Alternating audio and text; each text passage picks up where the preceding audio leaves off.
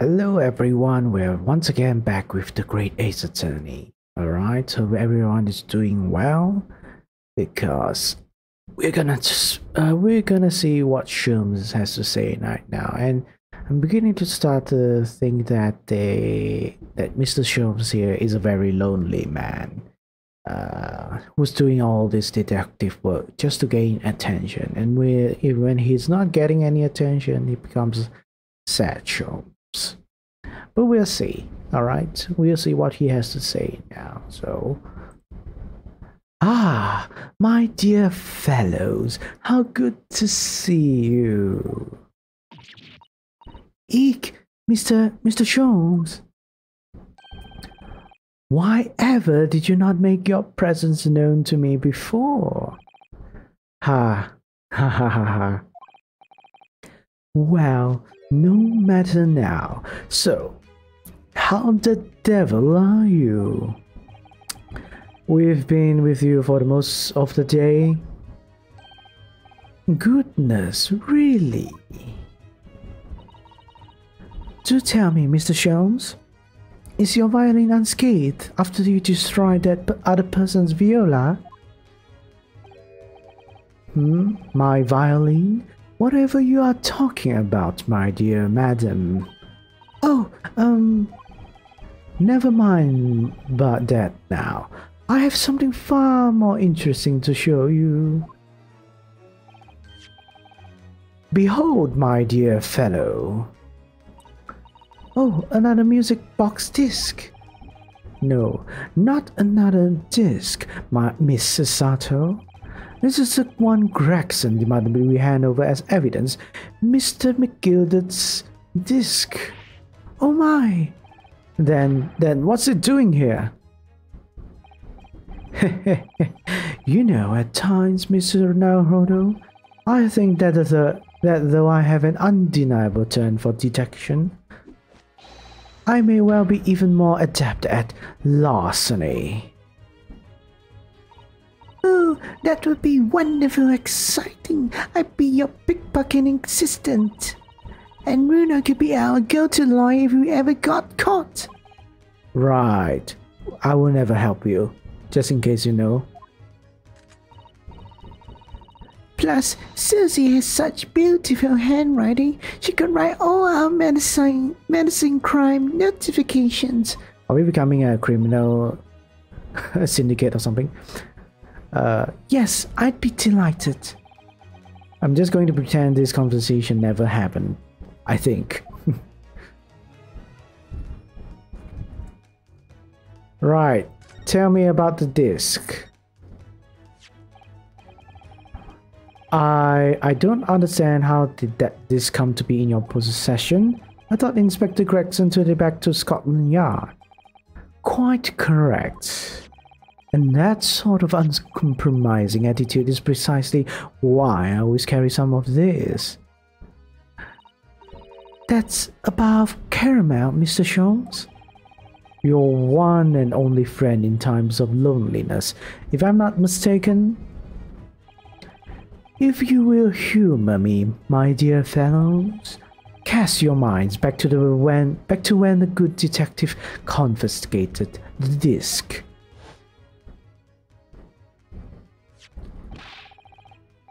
I'll be taking whatever it is of McGilded's down to the yard.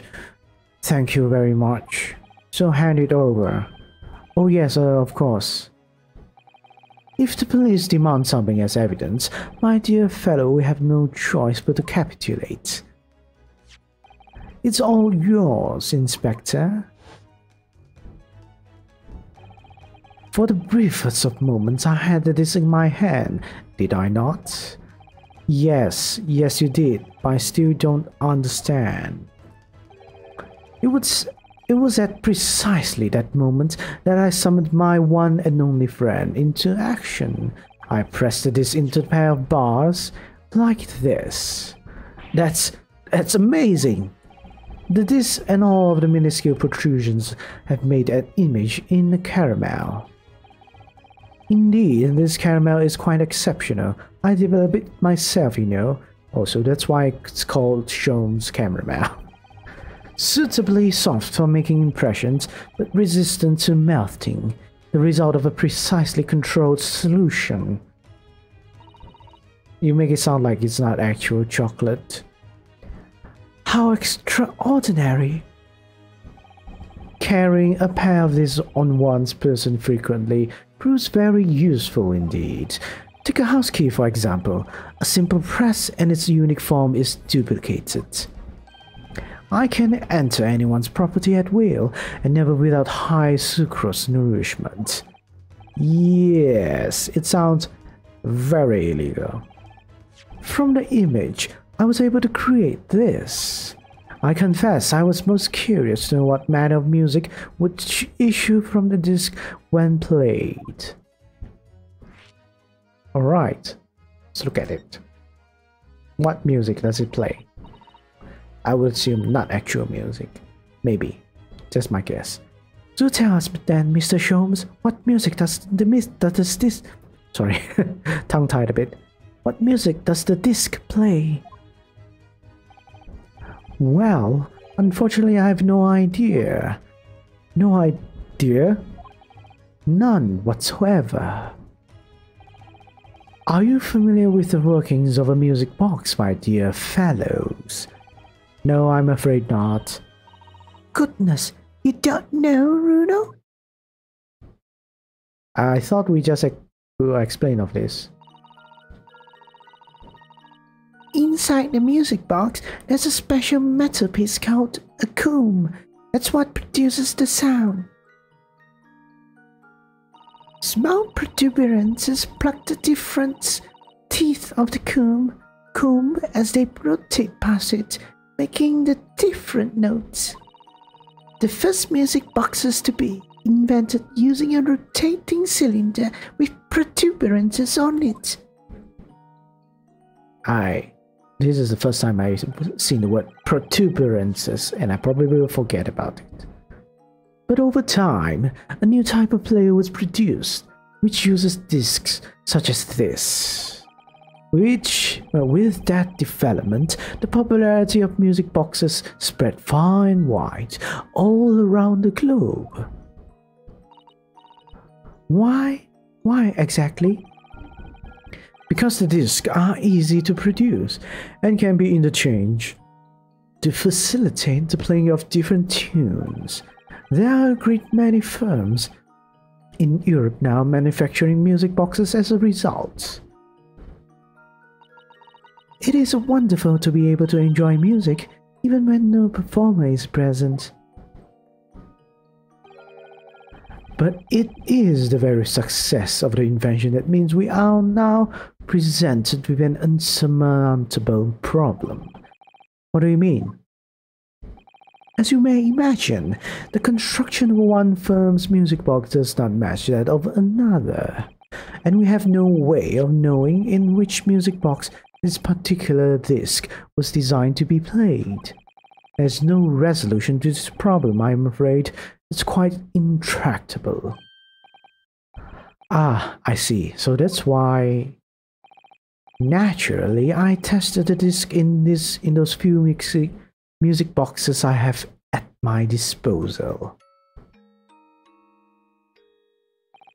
But as you can hear, to no avail.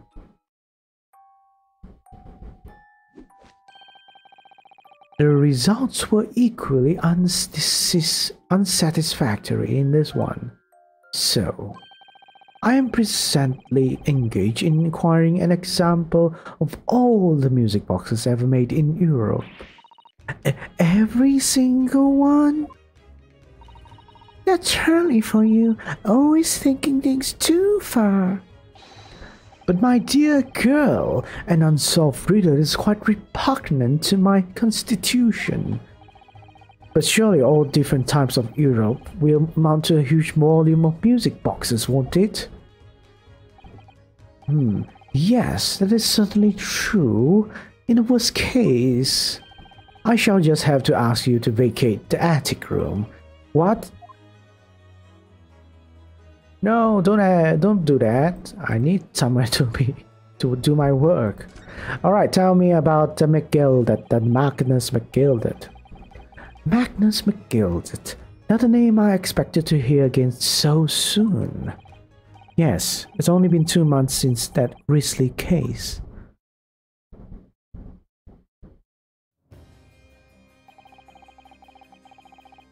Mr. McGilded perished within hours of the trial's conclusion. Was it the curse of the Reaper? No one knows. Still now, the omnibus was reduced to a pile of ash. Not a shred of evidence remained. And with the man's death, the truth about the murder in which he was so intimately involved was buried.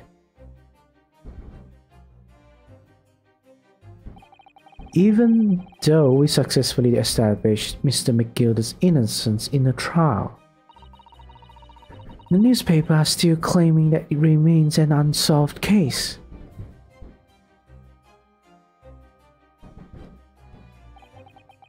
The murder of the brickmaker, Mr. Thrice-Fired Mason.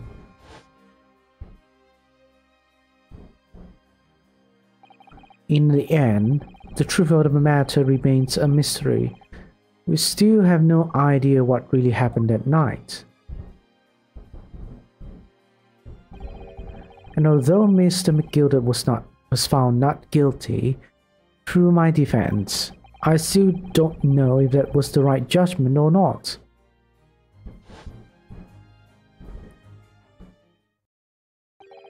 It would appear the case is not yet closed. Right. Well, it's time I started getting things ready for dinner, I think. Ginny will be here before long. Thank you, Iris. Oh, well, you must let me help you then. Of course, Susie. There's plenty to do. I think I shall investigate the condition of my faithful performing partner. Now then, where did I leave it? Let this be a lesson to you, Mr. Sholmes. Never leave anything too precious with the pawnbroker. Yes, you may be right. Oh, that reminds me of something Mr. Windybank said before. He said that he had a manuscript of Iris's in pawn, didn't he? Did he? Yes. Yes, he definitely mentioned it. Mr. Sholmes' latest tale of otherworldly mystery lies dormant in my storeroom, were his words, I believe. So you heard about that, did you? Expect you were as incensed as I was. Oh yeah, oh yes, the idea of such a wonderful story languishing in Mr. Windybank's storeroom, gathering dust. My dear madam, I'm quite sure I told you already. The pawnbroker's storeroom is the safest place for it, more secure than the bank's vault. And what about your Stradivarius, Hurley? Was that safe and secure? Well, there may be the occasional mix-up, caused by a certain impetuous someone not too far from me now. Do you have any idea how long it took me to write that Baskerville story, Hurley? Oh, it sounds so exciting. The Hound of the Baskervilles. I should love to read it.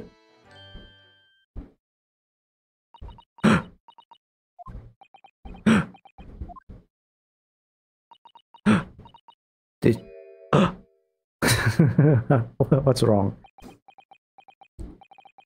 What's going on here? Why does it feel like an icy chill just swept through the room? Susie, what did you just say? You said the Hound of the Baskervilles? But how could you know the full title? Well, that's because Mr. Sato is such a great fan of all. That's because Mr. Sato is such a great fan of all the stories about Mr. Sholmes, of course. But Bruno, the Hound of the Baskervilles has never been published. What?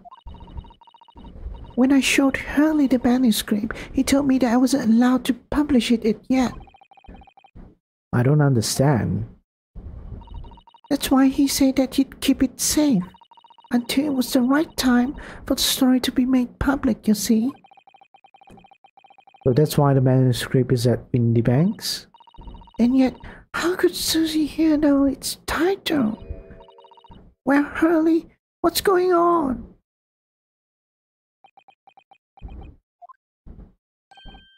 Ah! What is it, Mr. Sholmes? It would appear our guest has arrived. Don't make it a cliffhanger! Alright, never mind. Miss Lestrade?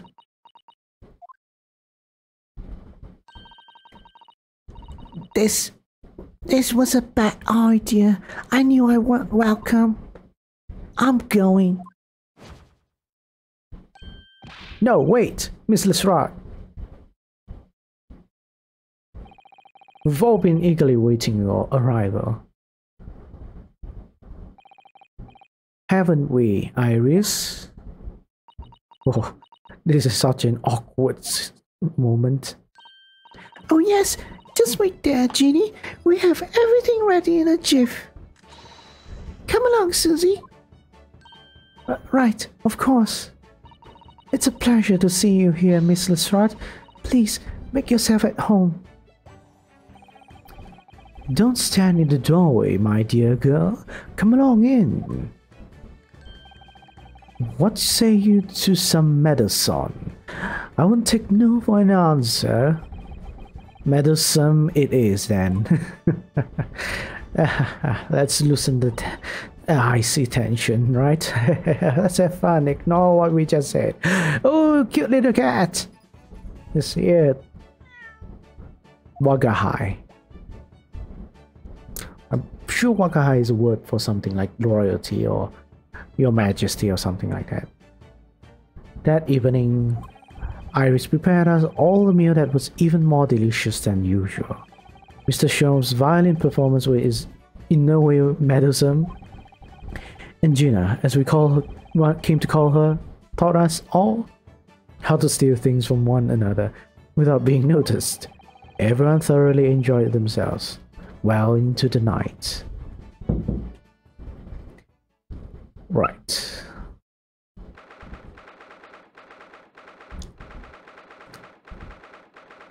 It's night time now. That was a very enjoyable evening, wasn't it?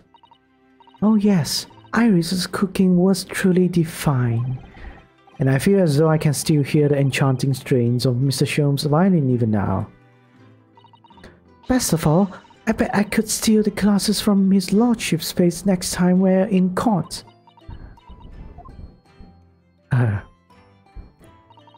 Naruhodo-san, could I consult with you about something? I wonder... What's the matter, Susato-san?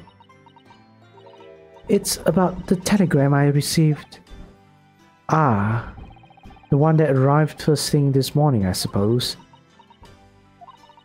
I've been summoned. What? Summoned? What do you mean? The telegram was from Lord Chief Justice's office. Lord Strongheart had asked to see me. The Lord Chief Justice? When? Tomorrow morning. What? Then we have to start preparing at once. Oh no, that won't be necessary, Naruto-san. I've been summoned alone. Alone? What on earth for? I've no idea. I suppose I shall find out tomorrow. What's all this about? Whatever it is, it's making me feel very uneasy. Yes, me too as well. Oh, who could that be, I wonder? Good morning. Sorry. Good evening, friends. Oh, Iris, hello again. Gina? And Gina too. Yes, Ginny's going to stay with us tonight. She's going to sleep in with me. Isn't that right, Ginny? Well, yeah. How lovely. let me make a pot of tea.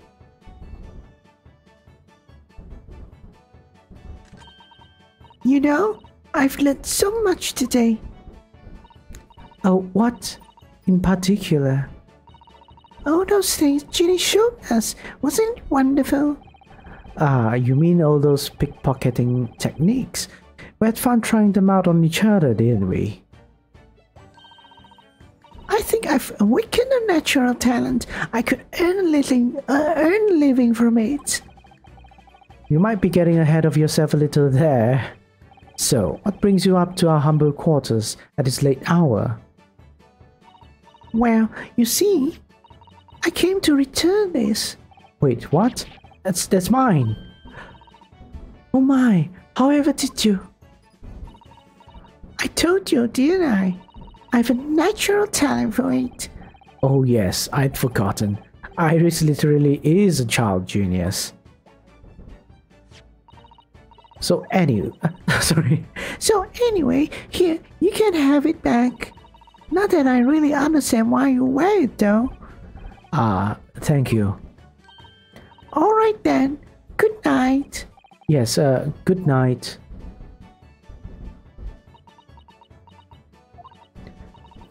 So this is your office, is it? What do you think, Ginny? I think I won't fancy me chances with a lawyer what lives in a place like this. Yes, me too. Oh my god, I do not know how to make a cute voice.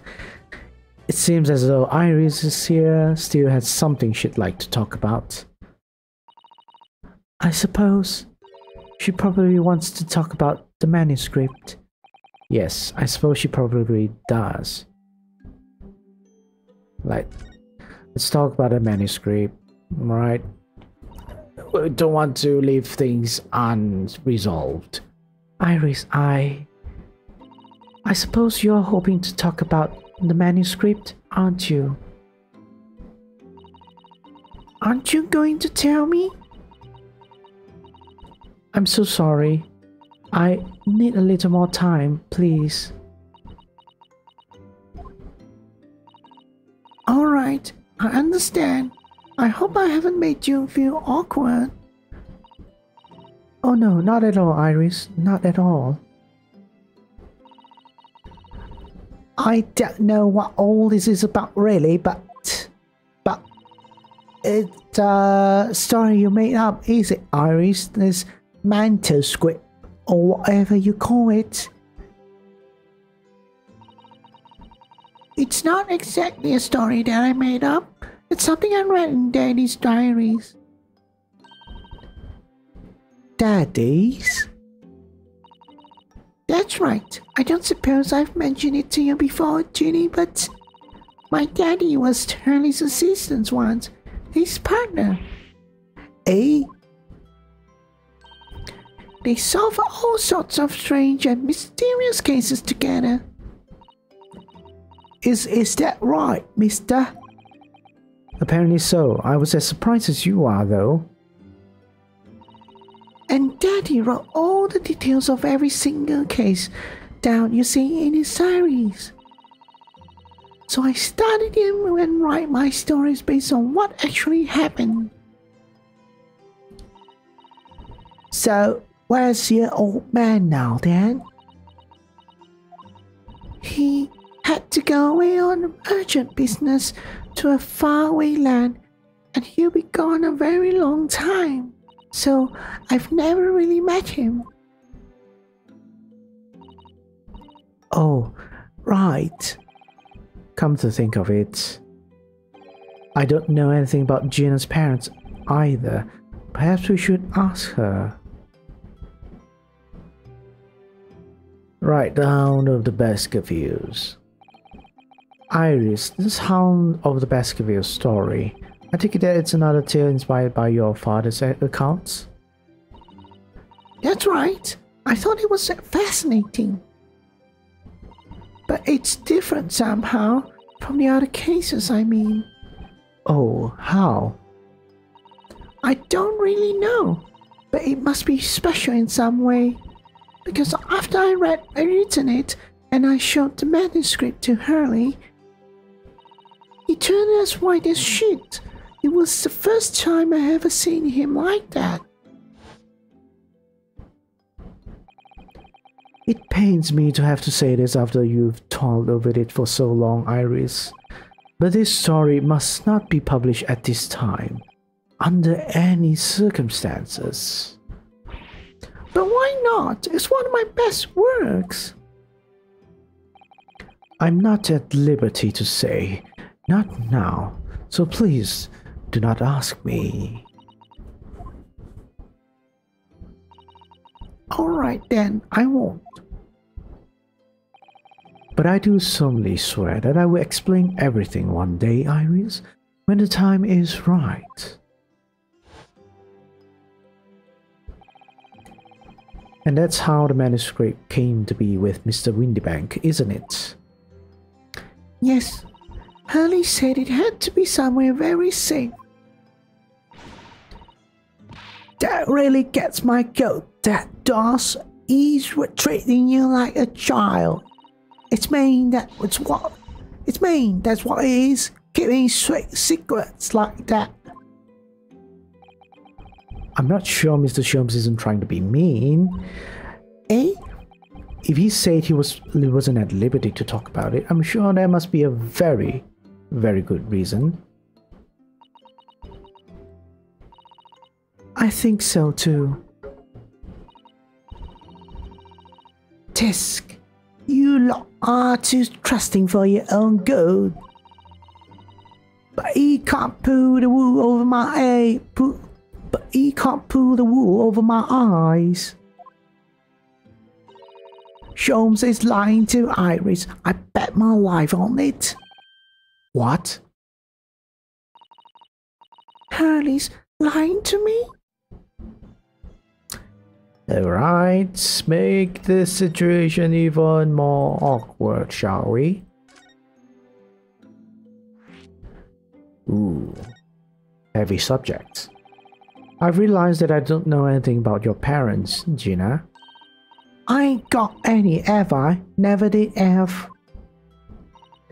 Oh. Look, the East End's full of orphans like me. No one wants nothing to do with us from the minute we're born, not even our mums. Alright, touchy subject. But we all stick together. The older ones look after the little ones and make sure they get by. So that's why you're a pickpocket.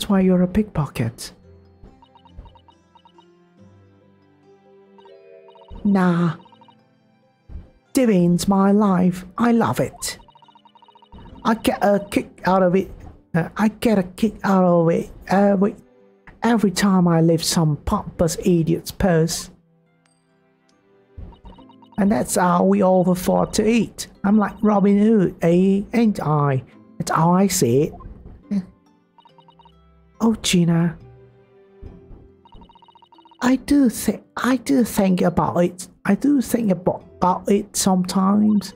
What it'd be like to have parents. I mean, I always thought it'd make everything right.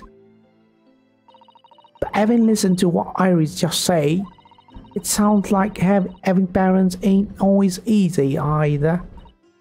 Oh. I mean, if you know you never had them, you don't feel like you're always wanting to meet them. It's true. I do want to see Daddy so much. Oh, Iris.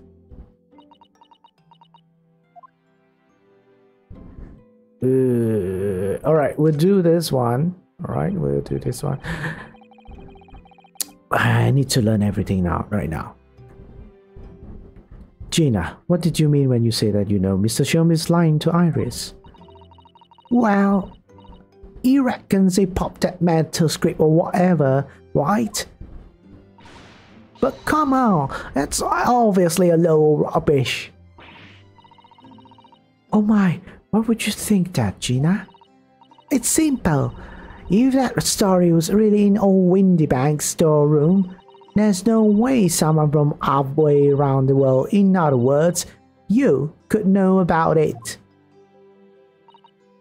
Ah. Sorry, Iris, but if you ask me, he sold it. Without telling you. But Hurley would never do something like that, I'm sure of it. Ha! Grown-ups do a lot worse than that, believe me. Bare-faced liars, the lot of them. You just ain't realized it yet.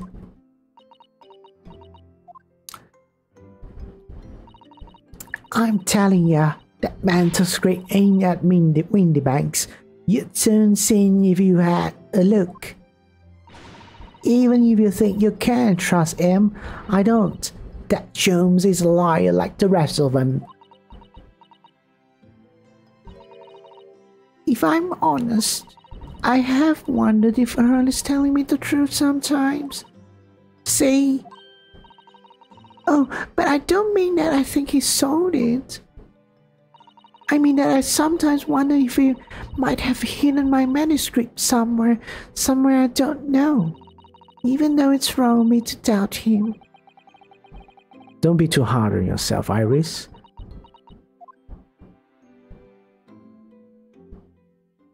Alright, I think this is a good time to end that episode because we are over our time limit.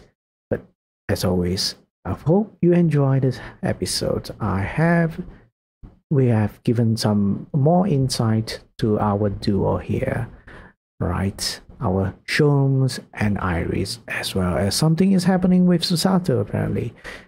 I do hope it's nothing bad, but yes. We will find out next episode. Until then, take care, stay hopeful, but be critical, alright? Bye-bye.